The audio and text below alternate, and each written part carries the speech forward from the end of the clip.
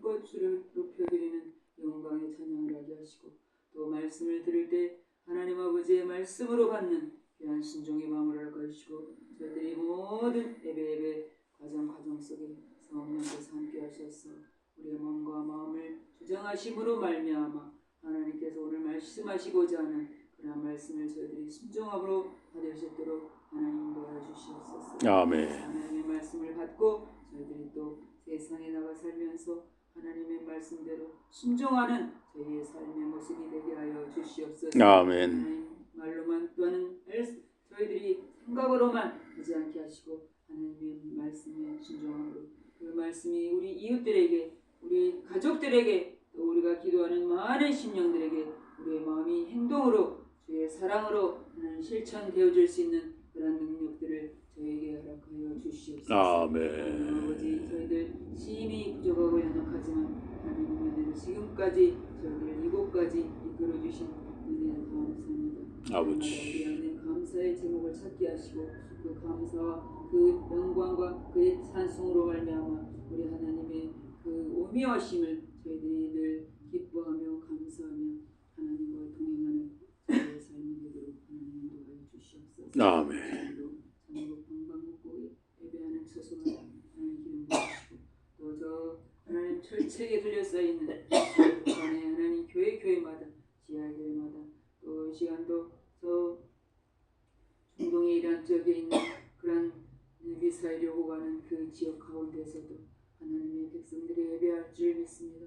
하나님 그 고통과 그 암울함과 그 처절한 전쟁터 속에서도 그 암흑 가운데서도 하나님께 예배하는 그 예배가 하나님께 더욱더 깊이 하나님 상달될 줄 믿사오니 주여 하나님 저들의 고통과 저들의 어둠과 저들의 두려움을 제거하여 주시고 그 전쟁 상황 속에서도 저들이 하늘을 바라보고 하나님을 향하여 하나님의 보좌를 바라보는 귀한 믿음을 저희 허락하시고 두려움을 다 하나님 제거하심으로 하늘의 소망이 저희들 안에 가득 차서 저희 이란 땅에도 주의 복음이 하나님 아버지 어서속히 자유롭게 아버지 예배할 수 있는 그런 날을 허락하여 주심으로 아멘. 아버지 저희들 참으로 이렇게 자유롭게 예배하지만 하나님 아버지 참으로 하나님 앞에 마음껏 찬양드리지 못하고 마음껏 기도하지 못하는 하나님 지금도 억압받는 복음 안에서 억압받는 그러한 어둠의 지역들을 하나님 주의 권세로 파괴해 주심으로 말미암아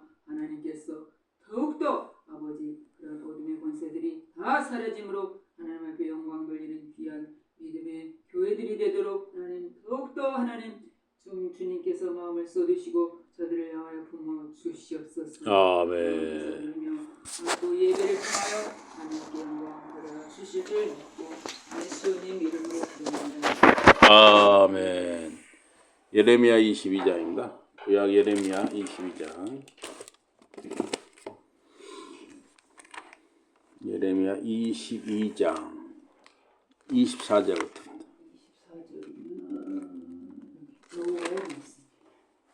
예레미야 22장 24절에서 30절까지 공부합니다.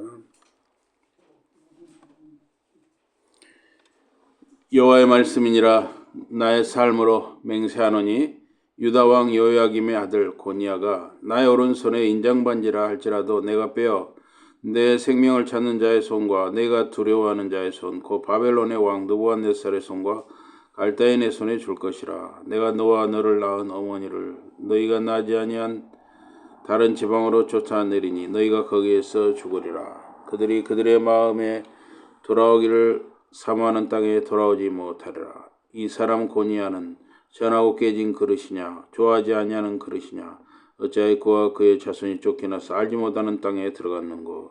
우리 29절 30절 같이 봅니다. 시작. 땅이여 땅이여 땅이여 여호와의 말을 들을지니라. 여호와께서 이와 같이 말씀하시니라. 너희는 이 사람이 자식이 없겠고 그의 평생 동안 형통하지 못할 자라. 이러가라. 이는 그의 자손 중 형통하여 다윗의 왕에 앉아 유다를 다스릴 사람이 다시는 없을 것임이라 하시니라. 아멘. 오늘 말씀 제목은 인간 왕의 실패와 예수 그리스도입니다. 인간 왕의 실패와 예수 그리스도. 우리 사람은 이 허물, 죄로 얼룩진 그러한 생애 또 역사를 이어갑니다. 또 인간 왕, 전에 이제 옛날에는 이제 왕이고 지금은 이제 대부분 대통령이나 뭐 총리 이렇게 이야기하죠. 그래서 인간 왕은 실수와 과오가 많습니다. 그래서 이스라엘이나 유다 왕들도 죄와 욕심으로 실패를 거듭했습니다. 그런 실패와 좌절을 넘어서 예수 그리스도께서 인간 역사 속에 영원한 왕으로 들어오셨습니다. 그래서 예레미야 22장 오늘 본문 24절에 30절은 하나님께서 유다 왕 요야김의 아들 여고냐 또는 요야긴이라고 하고 여고냐에게 심판을 선언하는 말씀입니다. 그래서 여고냐가 이 중요한 인장 반지, 이 인장 반지 이거는 이제 그 왕들이 통치할 때 이렇게 반지를 여기 딱 끼고 있어요. 근데 이게 평소에는 이게 권위의 상징, 권력의 상징이면서 또 중요한 문서는 이걸로 도장을 찍기도 했습니다. 이걸 묻혀서 찍었죠. 그래서 하나님이 그를 떼어버리신다 그랬어요. 빼버리신다, 떼어버리신다. 인장 반지를 빼버리신다는 거예요. 그와 그의 어머니는 포로되어 다른 땅에서 죽을 것이라고 예언됩니다. 그리고 이 사람을 무자하게 기록하라. 그의 자손 중 누구도 다윗의 왕위에 앉지 못할 것이다 라고 선언합니다. 이 본문을 여고냐 저주 또는 예레미야 저주라고 부릅니다. 주전 597년경에 느부갓네살 2세가 그 바벨론 왕 느부갓네살 2세가 이끄는 군대가 이 유다를 이렇게 침공하던 그런 시기입니다. 유다는 이 바벨론에게 1차 침공을 받았고 또 정치적으로도 이제 불안정한 상태였습니다. 그래서 이 여호야긴은 그 아버지가 여호야김이거든요. 그래서 여호야김이 죽자 그 아들 여호야긴이 18세에 이제 왕이 되었습니다. 그래서 3개월, 아주 짧은 기간이죠. 3개월 동안 통치를 하고 이제 바벨론에 항복해서 포로로 끌려가게 됩니다. 그 열왕기하 24장에 나온 내용이거든요. 근데 예레미야 오늘 본문 22장 24절에 보면 내 오른손의 인장 반지라도 빼버리겠다. 그래서 이 옛날 그 팔레스타인이라든가 이 근동 지방에서는 인장 반지에게는 왕권, 권위 상징이었습니다. 하나님께서 여호야긴이 다윗 왕조 후손이라고 할지라도 이제 버리신다고 선언하신 거예요. 또 이 예레미야 22장 25절에 27절에 보니까 여호야긴과 그의 어머니가 바벨론으로 끌려가서 다시는 고국으로 돌아오지 못할 것이라고 선언합니다. 실제로 이 여호야긴은 약 37년 동안 바벨론에서 포로 생활을 하다가 석방은 되었지만은 왕위로 복귀하지 못하고 이제 그렇게 여생을 마치게 됩니다. 이 30절에 기록하라 이 사람은 자식이 없겠고요 그랬어요. 자식이 없다는 것은 왕위를 이을 후손이 없다는 뜻이에요. 그래서 그 여호야긴의 자손 중 누구도 다시 다윗의 왕좌에 앉지 못한다는 것이죠. 그래서 하나님께서는 그 혈통, 특히 이스라엘 유대인들이 이렇게 자기들이 아브라함의 자손이라는 걸 많이 자랑을 했거든요. 근데 혈통으로 보호하지 않으신다는 거예요. 혈통만으로. 그래서 세례 요한이 그런 말을 했습니다. 마태복음 3장 8절과 9절에 보면은 그러므로 회개에 합당한 열매를 맺고 속으로 아브라함이 우리 조상이라고 생각하지 말아라. 내가 말하는데 하나님이 능히 이 돌들로도 아브라함의 자손이 되게 하실 수 있다 그랬어요. 그래서 뭐 혈통으로 무슨 누구의 자손이다 하는 것이 의미가 없다는 것입니다. 하나님 앞에 어떤 존재로 어떤 사람으로 사느냐가 중요하다는 것을 세례요한이 말씀하셨고 또 예수님도 그렇게 말씀하셨습니다. 그래서 왕, 그 나라의 지도자, 왕이 불순종하면 언약 백성 전체에 영향을 미치는 것이죠. 그래서 이 마태복음 1장에도 보면은 예수님의 족보에 여고냐, 이 여호야긴이 등장을 하고 있습니다. 그래서 이 여호야긴 저주, 여고냐 저주가 어떻게 해결되느냐, 이것이 하나 이제 신학적인 논란이 되어 왔습니다. 그래서 이제 이 답은 예수님의 처녀 탄생, 동정녀 탄생, 그 저주 문제를 해결한다고 보는 것입니다. 그래서 예레미야 22장 오늘 24절에 33절 이 본문하고 열왕기하 24장이 이 유사한 비슷한 내용, 이 여고냐에 대한 내용이 들어있는데 이 예레미야 22장 24절에 30절은 예언자의 관점에서 썼고 그렇게 여호야긴의 심판을 선언했습니다. 그리고 열왕기하 24장은 역사서 관점에서 사건 중심으로 기록을 했습니다. 그래서 열왕기하 24장에 기록한 역사적 사건은 여호야긴이 18세 왕위에 올랐고 통치 기간이 불과 3개월이었다. 또 바벨론 왕 느부갓네살 2세가 침공했다 그랬어요. 그래서 이 침공을 했기 때문에 이제 왕을 3개월밖에 못한 것이죠. 그래서 왕과 왕족, 기술자, 군사 지도자들이 바벨론 제국으로 포로로 끌려가게 됐습니다. 또 성전의 그 기물, 보물의 일부가 약탈당했고 여호야긴의 숙부 시드기야가 이제 왕으로 세워집니다. 그런데 예레미야는 그 같은 사건, 열왕기하 24장의 같은 사건을 하나님의 이제 심판 관점에서 오늘 우리가 읽은 본문 이건 하나님의 심판 관점에서 선포한 것이죠.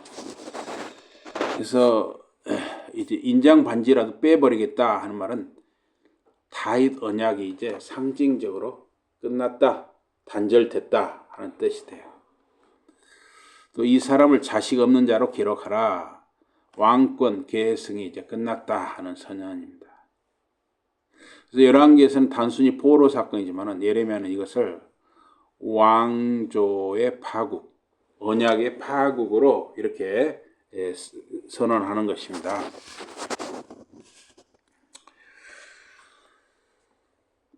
그런데 이게 이제 왜 문제가 되냐면 예수님 계보와 충돌 가능성이에요.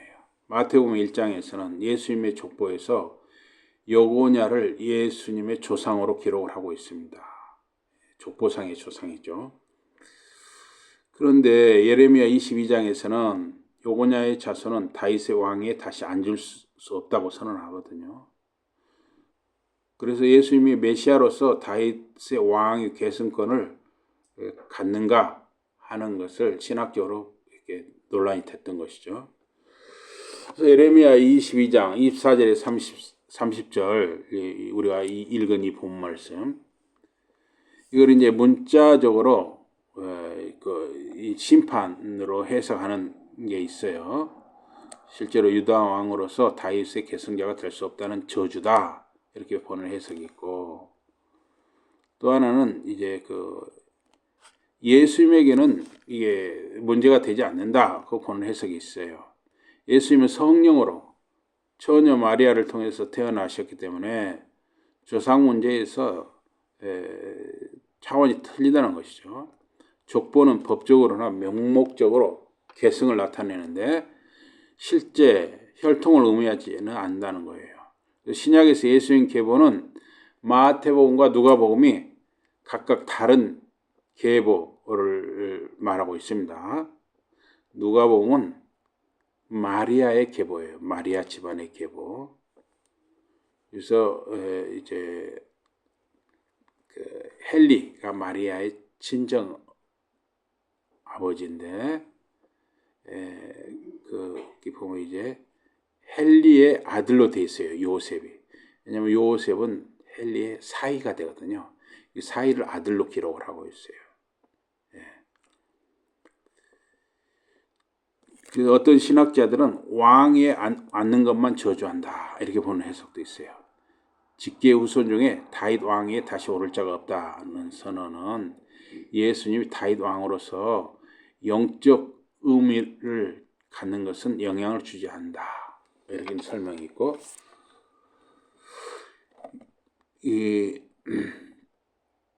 그런데 왜 이렇게 여호야긴이 이런 저주를 받았냐면 그 악행, 하나님의 뜻을 거역한 통치, 불순종, 우상숭배 이런 것 때문이었어요. 그래서 이 여호야긴은 3개월 정도밖에 짧은 통치 기간이었지만 하나님 보시기에 악을 행한 왕이었다. 열왕기 24장 9절에 보면 그의 아버지 여호야김이 행한 모든 일을 따라 여호와 보시기에 악을 행하였다. 우상 숭배를 그대로 따랐고 하나님의 말씀 율법을 따르지 않았고 백성을 하나님께로 돌이키지 않았습니다. 근데 그 아버지 여호야김이 그랬거든요. 우상 숭배를 하고 하나님의 말씀대로 살지 않았고. 근데 그 아들 여호야김도 그렇게 똑같이 했다는 것이에요. 이게 그 아버지의 책임도 큰 거죠. 여호야김 아버지의 책임도. 또 유다 왕은 단순한 정치 지도자를 넘어서 다윗 언약을 이어가는 하나님의 통치 대리자였습니다. 그러나 여호야긴은 정의와 공의를 세우지 않았고 하나님께 순종하는 왕의 역할을 하지 않았습니다. 그래서 예레미야는 그를 향해 이렇게 선언합니다. 고니야가 내 오른손에 인장 반질할지라도 내가 빼어버리라. 그래서 이제 우리 지금 현 정부 들어서 보이스피싱이라든가 그런 것이 많이 거의 없어지다시피 됐어요. 이 캄보디아라든가 그쪽을 이용해서 그 중국에서 넘어온 범죄자들 또 한국에서 넘어온 범죄자들이 이 캄보디아 그런 데다가 그 아파트라든가 그런 단지를 이용해서 범죄 단지를 조성해가지고 보이스피싱 또 뭐라 그러는데 그 무슨 결혼을 빙자해서 하는 걸 그런 용어가 있잖아요. 근데 그거를 우리나라에서 경찰, 형사 이런 사람들을 많이 보내가지고 캄보디아 정부라 했는데 합동작전에서 수백 명 잡아왔잖아요. 굉장히 그런 것도 일종의 정의와 공의를 세우는 것이라고 할 수가 있어요.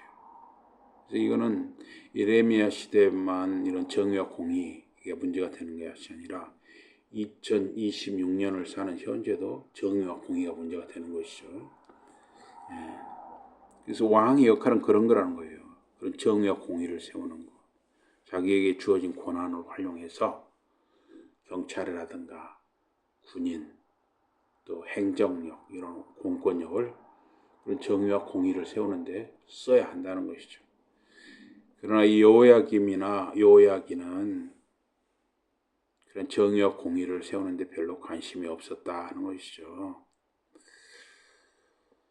또 바벨론의 포로로 끌려가서도 왜 자기들이 포로로 끌려가는지에 대한 반성과 회개가 거의 없었다는 것입니다. 그래서 여호야긴 시대는 이미 이 바벨론의 압박, 예레미야의 회개 경고가 계속 있었습니다. 그러나 왕과 지도층은 하나님의 경고를 받아들이지를 않았습니다. 결국 느부갓네살 왕에게 포로가 돼서 왕족과 귀족이 바벨론으로 끌려간 것이죠. 주전 597년경입니다. 그래서 예레미야 22장 30절에서는 이 사람을 기록하기를 자식이 없겠고 그의 평생에 형통하지 못할 사람이라. 그의 자손 중 하나도 다윗의 왕에 앉아 유다를 다스릴 자가 다시 없으리라. 이 여호야긴 가문에서 이제 유다 왕이 다시 나오지 않는다. 다윗 왕조의 왕권이 사실상 끝난다.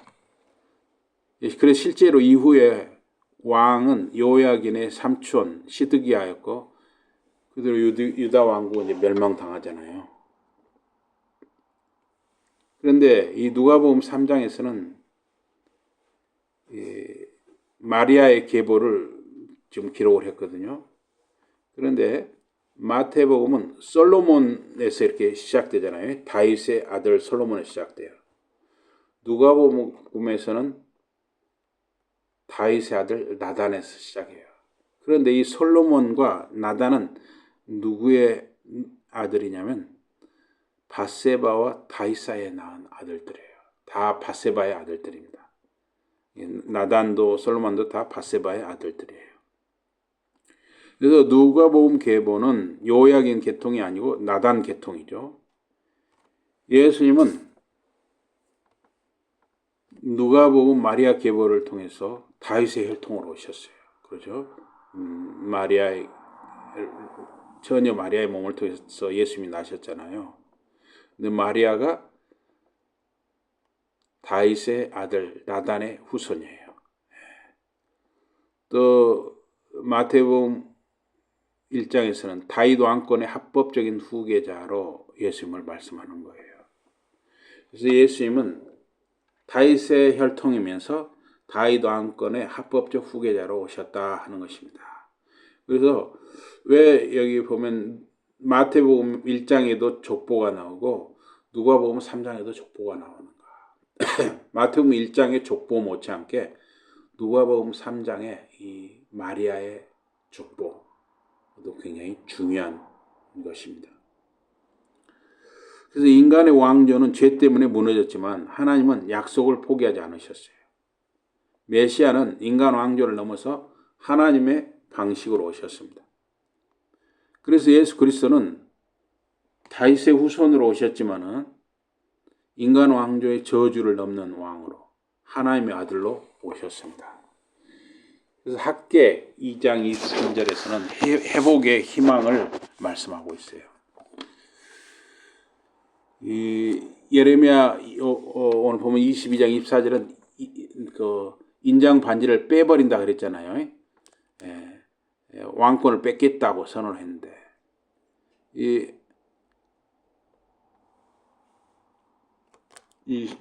저기 예배 드릴 때는 휴대폰 신경 쓰시면 신경 쓰시면 안 됩니다. 소리가 나니까 그렇지. 그래서 이 학개 2장 23절에서는 뭐라고 했냐면 우리 학개를 한번 찾아보겠습니다. 2장 23절을 한번 찾아보겠습니다. 학개 2장 23절. 학개 2장 23절.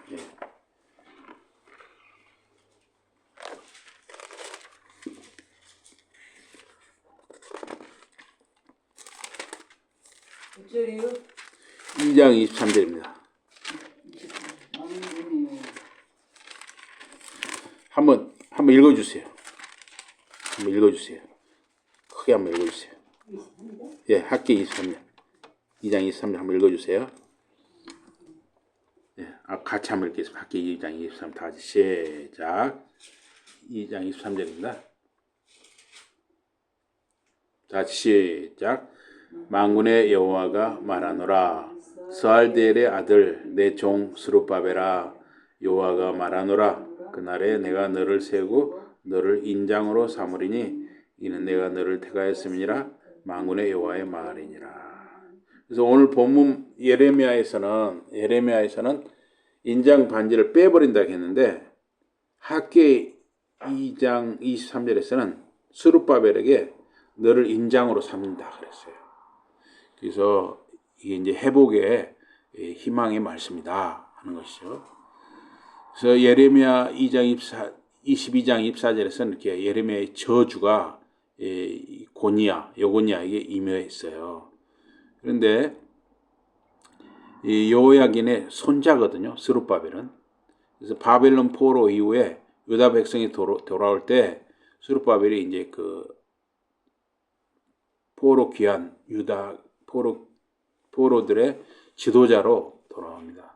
그리고 이 스룹바벨이 유다 총독으로 돌아오죠. 총독. 유다 총독은 누가 임명하냐면 바빌론 나라에서 임명을 한 것이죠. 유다 총독으로 돌아오는데 이 스룹바벨 학계 이런 사람들, 에스라 이런 사람들, 특별히 느헤미야 또 이 스룹바벨이 사실은 성전 재건의 지도자였습니다. 또 이제 그때 학계가 선지자 활동을 했거죠. 그런데 이 학계 2장 23절에 이 스룹바벨을 향해서 내가 너를 세우고 너를 인장 반지로 삼는다고 했어요. 그래서 예레미야는 인장 반지를 빼버리겠다고 말씀하셨는데 학계는 인장 반지를 회복한다고 선언을 하셨어요. 그래서 다윗 왕조의 약속은 완전히 끝난 것이 아니라는 그런 희망의 말씀이기도 한 것입니다. 그러나 이 스룹바벨은 왕은 되지를 못했어요. 유다 왕은 되지 못하고 유다 총독이었어요. 페르시아 제국이 임명한 유다 총독이었고 왕은 아니었습니다. 그래서 이 유대인들은 그 다윗 왕국의 회복을 계속 이제 소망을 하게 됩니다. 그 계보가 이제 예수님으로 이어진다 하는 것입니다. 그래서 요야긴, 요고냐에서 스알디엘, 스룹바벨 이렇게 쭉쭉 이어서 요셉에서 예수로 이어지는 것이죠. 그래서 스룹바벨은 메시아 왕국으로 이어지는 다리 역할을 하고 있습니다. 그래서 다윗 왕조를 영원한 왕조를 하나님이 약속했잖아요. 다윗 언약을 통해서. 그러나 인간의 죄를 통해서 왕조가 심판을 받았어요. 그래서 다윗 왕조도 결국 망했죠. 바벨론의 포로로 갔습니다. 그러나 70년 후에 희망의 불씨 스룹바벨이 지도자로 총독으로 돌아오게 됐죠. 그러나 스룹바벨은 총독은 됐지만 왕은 되지 못했죠.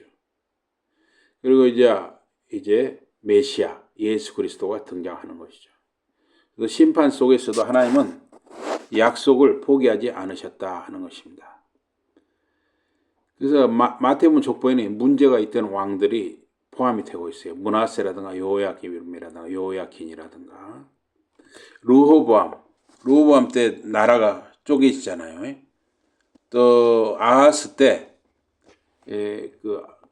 굉장히 아수르의 종교 간섭을 들여와서 성전에 이방 제단을 쌓고 또 흰놈의 아들 골짜기에서 자신의 아들을 불 가운데로 지나가게 하는 인신 제사를 드리는 등 아주 그런 악한 우상 숭배를 아하스가 행했습니다. 또 므낫세는 유다 왕들 중에 가장 오랜 기간 55년을 다스렸으니까 가장 극심한 타락을 이끌었던 왕이에요. 이렇게 악한 왕이 어떻게 55년을 다스렸는지. 그래서 히스기야 왕이 헐어버린 산당들을 다시 세우고 성전 안에 바알과 아세라 목상을 두었습니다. 또 점술과 사수를 행하고 예루살렘의 무죄한 자의 피를 가득 흘렸어요. 성경은 유다 멸망 원인 중 하나로 이 므낫세 죄를 지목할 만큼 그 영향이 컸어요. 또 아몬, 므낫세 아들로 아버지 악행을 그대로 답습을 했습니다. 아몬은 끝까지 우상을 섬기고 자신을 낮추지를 않았어요. 이 사람은 이제 신하들이 반역을 일으켜서 비참하게 죽게 되죠. 또 여호야긴, 바벨론 유배 당시 왕으로 유배 직전 왕으로 그 바벨론으로 이제 사로잡혀 갈 때 마태복음 족보에도 이게 여호야긴 요고냐가 언급이 돼 있죠. 그래서 짧은 통치 기간 3개월인데도 하나님 보시기에 이 악을 행했다는 거예요. 그래서 예레미야 선지자는 이 여호야긴 요고냐를 가리켜서 천한 깨진 그릇이라고 비유를 했어요. 그래서 이제 그의 자손 중에는 왕이 앉을 자가 없을 것이라는 거 했습니다. 그런데 이 마태복음에서 이렇게 흠이 많은 왕들을 이 족보에다 그대로 올렸어요.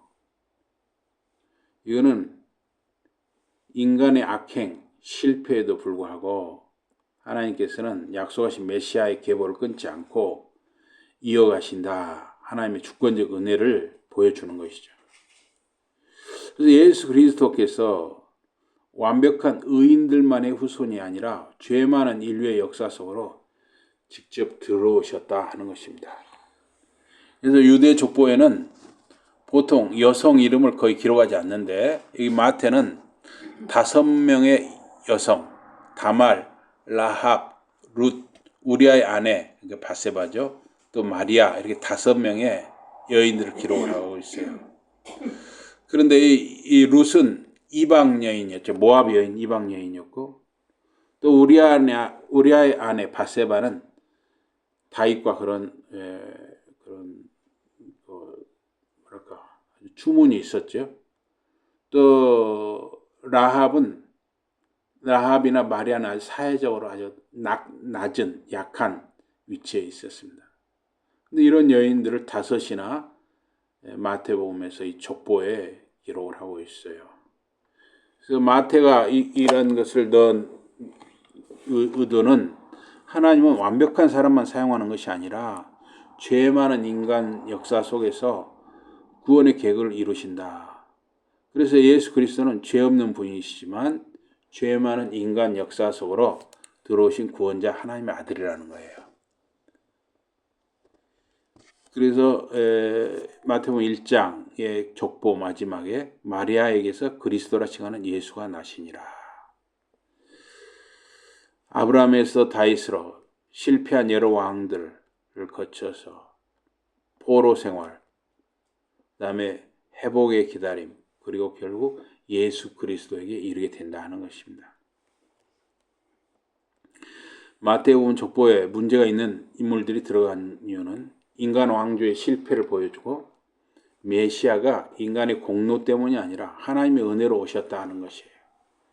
그리고 하나님이 죄 많은 역사 속에서도 구원을 이루신다는 것입니다. 또 마태복음 족보는 보면 14대 이렇게 돼 있거든요. 이 마태복음 족보에서는 그렇게 14대씩 끊어서 이렇게 돼 있어요.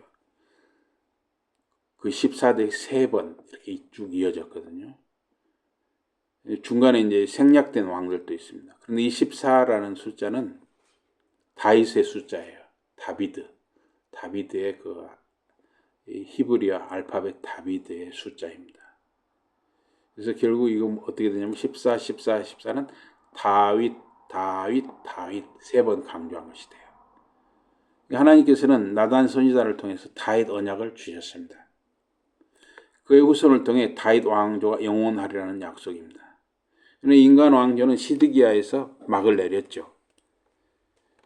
그래서 이 영원한 왕조, 다윗 왕조는 다윗의 자손으로 오신 예수 그리스도를 통해서 다윗 언약이 이루어졌다 하는 것을 강조하기 위해서 마태복음 1장에서는 다윗을 강조하고 있는 것이죠. 그래서 예수님만이 참으로 다윗 언약을 이루신 분이다. 진정한 다윗의 자손이다 하는 것을 강조를 한 것이죠. 그래서 우리는 이 다시 오실 영원한 왕 예수 그리스도를 바라보며 사는 저와 여러분과 자녀들, 자손들의 삶이 되시기를 주님 이름으로 축복합니다. 아멘. 우리 기도하겠습니다. 하나님 아버지 고맙습니다. 저희들은 살아가면서 참 실수가 많고 죄가 많고 허물이 많습니다. 생각이나 말이나 행동에서 항상 잘못이 따라올 때가 많이 있습니다. 또 이스라엘 왕들, 유다 왕들 속에서도 그런 허물과 죄와 실수가 많았습니다. 그러나 하나님께서는 이러한 인간의 죄의 역사 속에 육신을 입고 오셔서 다윗 언약을 이루는 영원한 왕으로 오셔서 우리의 구원과 구속과 희망과 소망이 되어 주셨습니다. 그 부활의 주님 예수 그리스도가 다시 오심을 바라보며 살아가는 저희들과 저희들 자녀들 자손들의 삶이 되게 해 주시옵소서. 예수 이름으로 감사 기도드리옵나이다. 아멘.